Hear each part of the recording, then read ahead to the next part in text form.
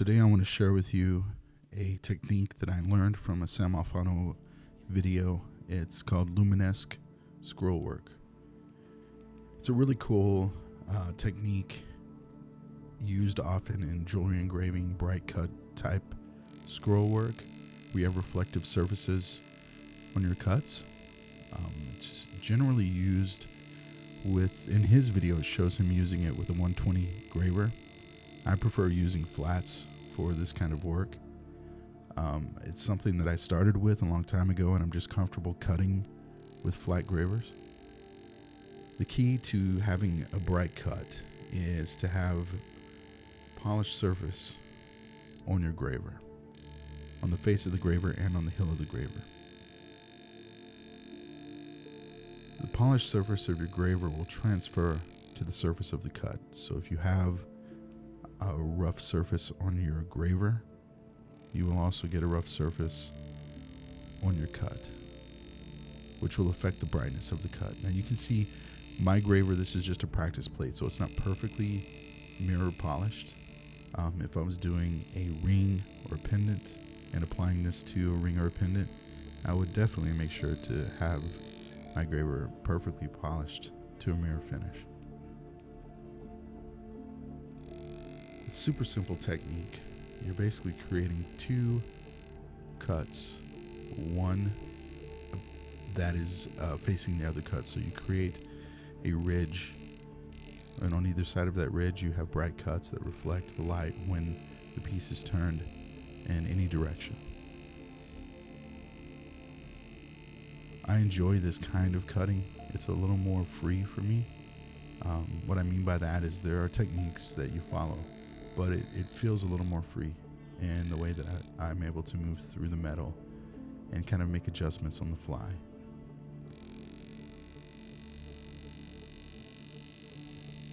You can see where I'm leaning the graver to the inside and creating a bright cut that faces in opposite direction of the next cut that I'm making.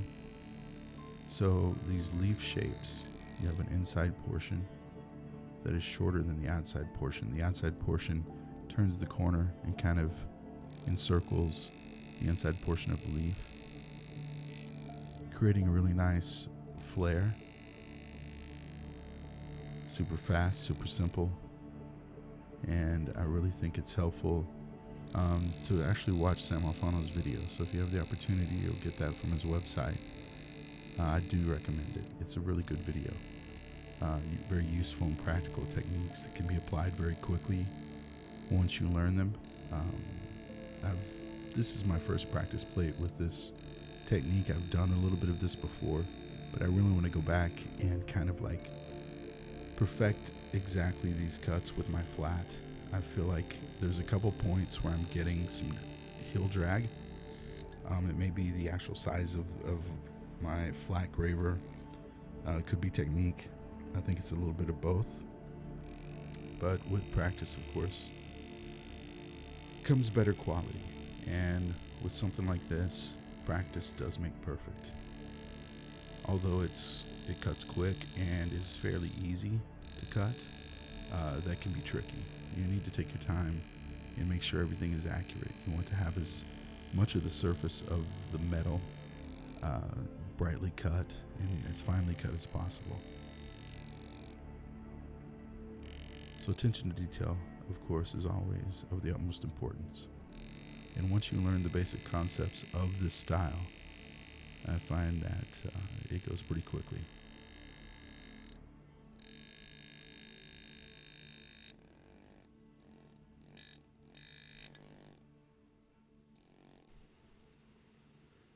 Now, as I'm cutting this practice plate, I'm experimenting a little bit.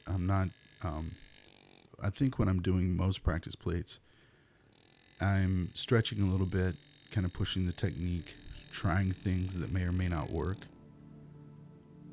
So every scroll that I'm doing in this piece is a little bit different than the one previous. Sometimes I'm adding more of the starting leaf shapes. Sometimes I'm going back and trying different things, different ways to start the cut, put the graver in the metal. Just a little bit different experiments, and that's kind of one of the advantages of doing a lot of practice plates, is that once you have the basic technique down, you can try some things to see how it works for you. A style like this, it is a little more improvisational, even though there is technique to it.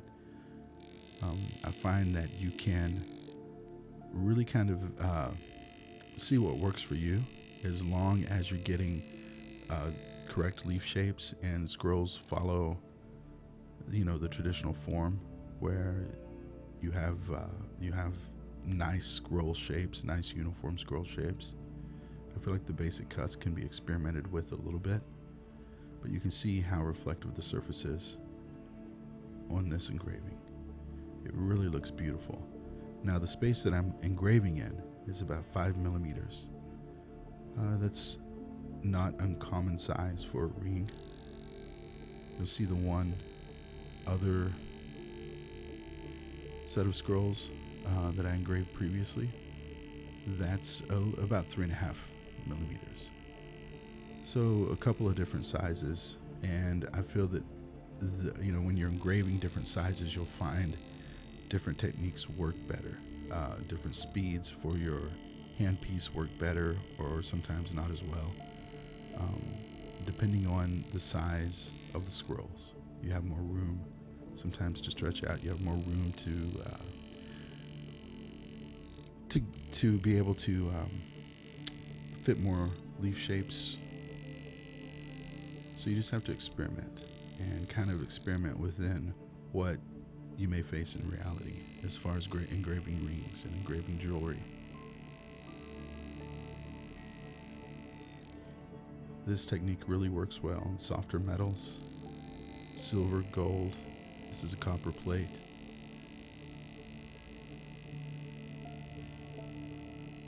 And you can see that I'm really kind of digging in. I'm really almost sculpting every cut.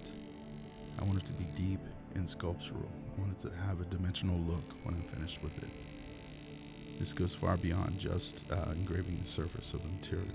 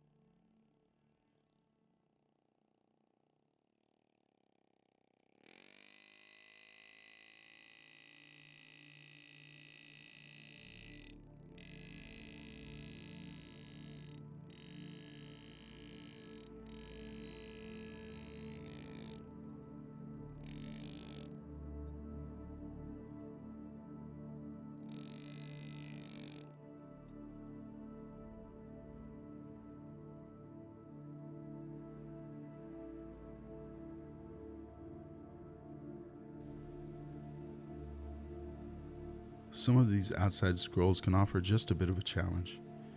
The thing I like to do is create opposing scrolls within this V shape on the outside. One that appears to be coming off the top and one that appears to be coming off the bottom,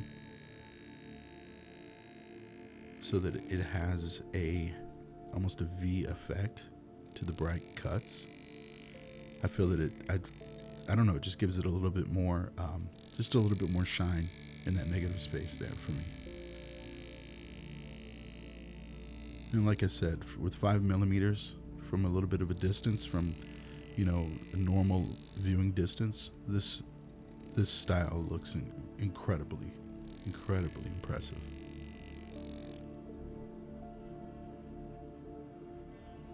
Thank you for watching, and I'll see you next time.